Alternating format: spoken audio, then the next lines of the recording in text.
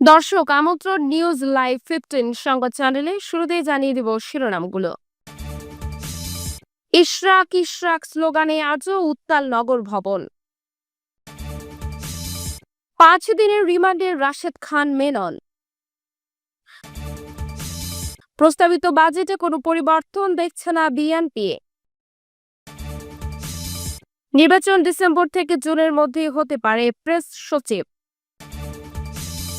GM কাদের ও তার স্ত্রী সহ 19 জনের নামে হত্যা চেষ্টা মামলা। এতক্ষণ শুনছিলেন সংবাদ শিরোনাম, সাথে আছি আমি আতিয়া ফিফা। একমাত্র এই সরকারের এই কতিপয় উপদেষ্টা বিতর্কিত উপদেষ্টাদের জন্য আজকে সারা বাংলাদেশের মধ্যে আজকে জনগণের অতিষ্ঠ হয়ে আছে, বিশেষ করে ঢাকাবাসী। বিএনপি নেতা ইশরাক হোসেনকে ঢাকা দক্ষিণ সিটি কর্পোরেশনের ডিএসসিসি মেয়রের দায়িত্ব নেওয়ার দাবিতে টানা অবস্থান কর্মসূচি চালিয়ে যাচ্ছেন ডিএসসিসির কর্মচারীরা। একই দাবিতে ঢাকাবাসী ব্যানারে ইশরাকের সমর্থকরা একত্রিত হয়েছেন নগর ভবনে। তারা মূল ফটক সহ বিভিন্ন বিভাগীয় অফিসের গেটে তালা লাগিয়ে কার্যত ভবনের সব সেবা কার্যক্রম বন্ধ করে দিয়েছেন। সোমবার 2রা জুন সকাল থেকে নগর ভবনের ভেতরের সিঁড়িতে বসে অবস্থান করেছেন আন্দোলনকারীরা। তাদের স্লোগানে মুখরিত হয়ে উঠেছে পুরো ভবনের এলাকা।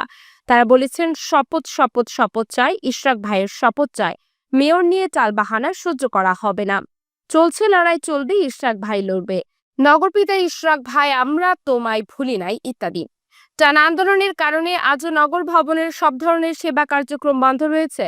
সেবার প্রার্থীরা এসে ফিরে যেতে বাধ্য হচ্ছেন। ঢাকা দক্ষিণ সিটি কর্পোরেশন শ্রমিক কর্মচারী ইউনিয়ন ও ঢাকাবাসীর ব্যানারে ইশরাকের সমর্থকেরা নগর ভবনের ভেতরের ফটকে অবস্থান নিয়ে কিছুক্ষণ পরপর নগর ভবন প্রাঙ্গণে মিছিল করেছেন। তাদের আন্দোলনের ফলে গেল 15 মে থেকে নগর ভবন থেকে দেওয়া সব নাগরিক সেবা বন্ধ রয়েছে। কর্মসূচিতে অংশ নেওয়া ইশরাক সমর্থকরা বলেন, কি কারণে মেয়র হিসেবে ইশরাক ভাইয়ের শপথ পড়ানো আটক আছে আমাদের জানা নেই। জনগণের মেয়র ইশরাক, প্রতিটি নগরবাসী ইশরাক ভাইকে মেয়র হিসেবে চায়। আমাদের দাবি আদায় না হওয়া পর্যন্ত নগর ভবনের সব সেবা কার্যক্রম বন্ধ করে আমাদের আন্দোলন চালিয়ে যাব। 2020 সালের 1 ফেব্রুয়ারি ঢাকা দক্ষিণ সিটি কর্পোরেশনের নির্বাচন হয়। সে সময় আওয়ামী লীগের প্রার্থী শেখ ফজলে নূর তাপসকে বিজয়ী ঘোষণা করা হয়। নির্বাচনে অনিয়ম ও দুর্নীতির অভিযোগ তুলে ফল বাতিল চেয়ে 2020 সালের 3রা মার্চ মামলা করেন ইশরাক।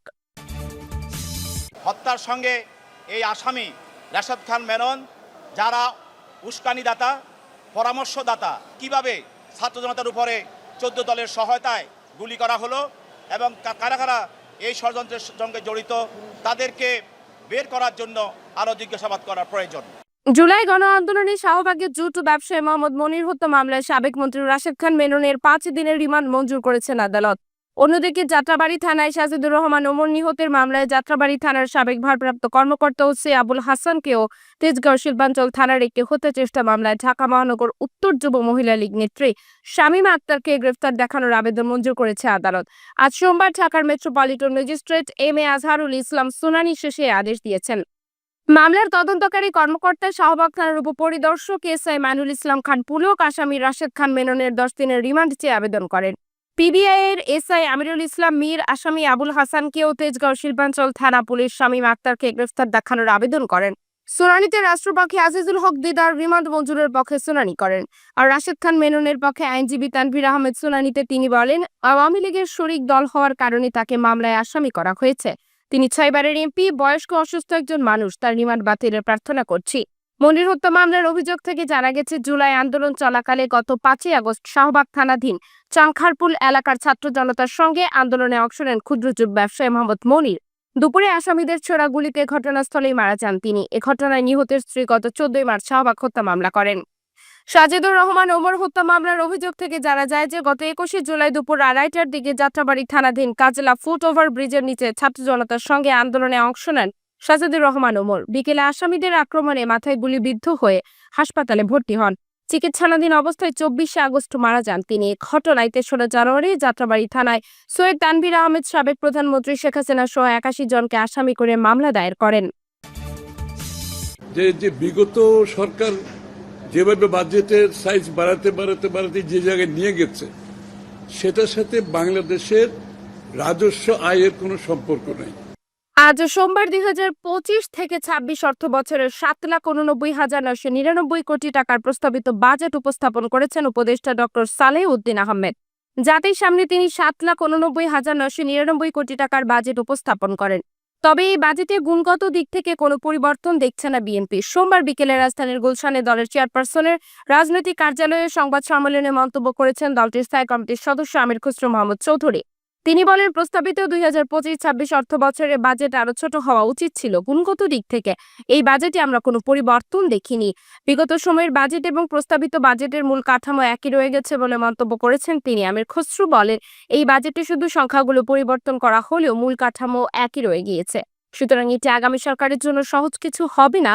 বাজেট উপস্থাপনের সময় নতুন কর্মসংস্থান সৃষ্টি, মুদ্রাস্ফীতি হ্রাস, ব্যবসা বাণিজ্য সহজীকরণ এবং আর্থিক শৃঙ্খলার পাশাপাশি অর্থনৈতিক স্থিতিশীলতা পুনরুদ্ধারের মতো গুরুত্বপূর্ণ বিষয়গুলো তুলে ধরেন অর্থ উপদেষ্টা ডক্টর সালেউদ্দিন আহমেদ।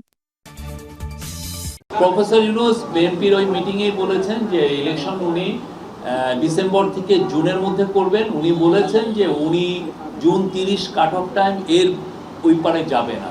ডিসেম্বর থেকে জুন যে কোনো সময় ত্রয়োদশ জাতীয় নির্বাচন হতে পারে বলে জানিয়েছেন প্রধান উপদেষ্টার প্রেস সচিব শফিকুল আলম। সোমবার বিকেলে রাজধানীর ফরেন সার্ভিস একাডেমিতে রাজনৈতিক দলগুলোর সঙ্গে জাতীয় ঐক্যমত্য কমিশনের দ্বিতীয় দফার আলোচনার পর তিনি এই কথা জানান। আলোচনার সূচনা করেন কমিশনের প্রধান ও অন্তর্বর্তী সরকারের প্রধান উপদেষ্টা অধ্যাপক ডক্টর মোহাম্মদ ইউনূস। রাষ্ট্রীয় সরকারের বিভিন্ন বিষয়ে রাজনৈতিক দলগুলোর মধ্যে বিদ্যমান মতানৈক্য দূর করে একটি সর্বসম্মত কাঠামো তৈরি করার লক্ষ্যে আলোচনা হয়েছে। সভার পর প্রধান উপদেষ্টা প্রেস সচিব বাইরে বেরিয়ে সাংবাদিকদের বলেন, ডক্টর ইউনূস বারবার বিভিন্ন জায়গায় বলেছেন ডিসেম্বর থেকে জুনের মধ্যে নির্বাচন হবে। সেটা ডিসেম্বরেও হতে পারে, জানুয়ারিতেও হতে পারে, ফেব্রুয়ারি, মার্চ, এপ্রিল, মে বা জুনে হতে পারে, তবে 30 জুনের পরে হবে না। কমিশনের সভায় সব দলের উপস্থিতির জন্য তাদের প্রধান উপদেষ্টা ধন্যবাদ জানিয়ে উল্লেখ করে শফিকুল আলম বলেছেন, জাতীয় স্বার্থে সবাই একসঙ্গে আলোচনায় বসায় রাজনৈতিক দলগুলোকে ধন্যবাদ জানিয়ে প্রধান উপদেষ্টা। আগে তাদের মধ্যে কিছু বিষয়ে মতবিভেদ দেখা দিয়েছিল। তৃতীয় পর্বের আলোচনার উদ্দেশ্য হচ্ছে রাজনৈতিক দলগুলোর মধ্যে ঐক্যমত তৈরি করা। এর আগে 15 ফেব্রুয়ারি থেকে 19 মে পর্যন্ত প্রথম দফায় সংলাপে মোট 33টি রাজনৈতিক দলের সঙ্গে বৈঠক করে কমিশন। প্রথম দফার আলোচনায় অংশগ্রহণকারী দলগুলো নির্দলীয় তত্ত্বাবধায়ক সরকার ব্যবস্থা পুনর্বহাল করার বিষয়ে একমত প্রকাশ করলেও এই ব্যবস্থার কাঠামো, মেয়াদ এবং প্রধান উপদেষ্টা নিয়োগের পদ্ধতি নিয়ে মতপার্থক্য থেকে যায়। সে মতানৈক্য নিরসনের আশায় দ্বিতীয় দফার আলোচনার উদ্যোগ নেওয়া হয়েছে। জাতীয় পার্টির চেয়ারম্যান জিএম কাদের এবং তার স্ত্রী, দলের প্রেসিডিয়াম সদস্য, জেলা শাখার সভাপতি শেরিফা কাদের সহ 19 জনের নাম উল্লেখ করে লালমনিরহাট সদর থানায় মামলা করেছে। সোমবার দুপুরে হত্যা চেষ্টার অভিযোগে এনে মামলাটি করেন খলিলুর রহমান নামে এক ব্যক্তি। মামলায় 20 থেকে 30 জনকে অজ্ঞাত আসামি করা হয়েছে। এজাহারের বাদী অভিযোগ করেন, 2018 সালে অনুষ্ঠিত সংসদ নির্বাচনে বাদী বিএনপির হয়ে শহরের নেসারিয়া কামিল মাদ্রাসা ভোট কেন্দ্রে পোলিং এজেন্ট হিসেবে দায়িত্ব পালন করেন। ভোট চলাকালে জিএম কাদের সহ অন্যদের নির্দেশে খলিলুর রহমানকে ভোট কেন্দ্রের বাইরে এনে মারধর ও হত্যা চেষ্টা করা হয়। সে সময় থানায় মামলা করতে গেলে পুলিশ গ্রহণ করেনি বলে এজাহারে উল্লেখ করেছেন মামলার বাদী।